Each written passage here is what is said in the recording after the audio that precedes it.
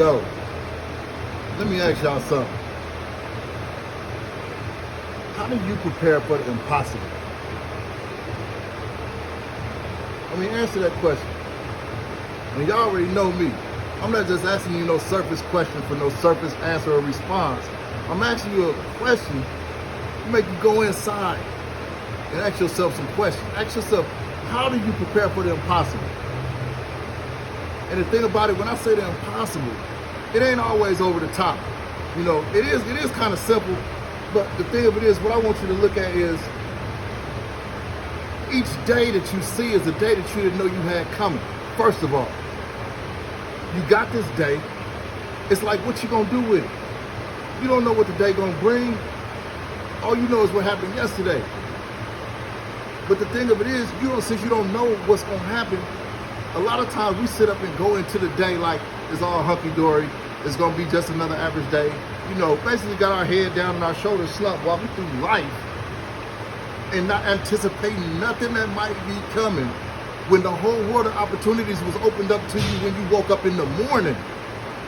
So my question is, if you allow yourself to fathom that anything is possible throughout the midst of the day, and you never done this day before, first of all, that's the impossible right there. That's the impossible. So how do you prepare for the impossible? So I paint a picture for you like this. I look at it like a running back on a football field, on a football team, with the pads on. I wake up in the morning. What do? First down, second down, third down, fourth down, whatever down that running back gets in the game, his job is to assess the other side of the field. Mind you, running back, usually the littlest dude on the team. Guess who he's running up on? And he got to run through a line of giants. Damn near like David and Goliath. Think about it. This is his job. When I say, how do you prepare for the impossible?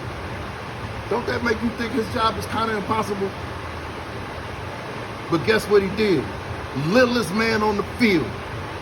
He suited up, booted up, and came to play. He know he may not make it but a few inches. But in the midst of trying to obtain the impossible, he receives the ball from the quarterback and he waits patiently, eyes open, head on a swivel, looking for that opening. If he get an opening after he done waited till it opened up, he break for it. Sometimes he make it 5 yards, 10 yards. Sometimes he get a good break and he make a touchdown. It ain't gonna happen every time. But in preparing for the impossible, he know he may not only make it nothing but inches. What do? He don't say, I ain't gonna do it. It ain't worth it. Because when you go back to the bigger picture of everything, guess what he fighting for? He fighting for them inches. He fighting for them yards. He fighting for them gains. Not just for himself. He fighting for the team. So when I say, how do you prepare for the impossible? One of the first things you might want to do is consider what you're doing it for. What's your why? Let that shape your thoughts. Let that shape your actions.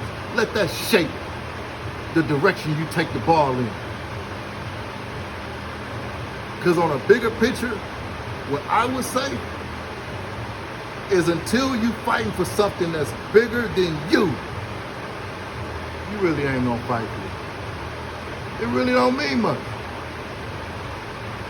But when you got a team that's looking for you to move the ball, when you got a team that's expecting you to do your part, you suit up.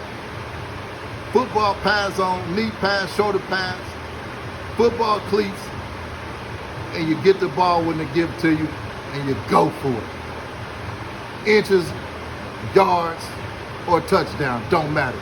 Do your part. But you start by preparing yourself for the impossible.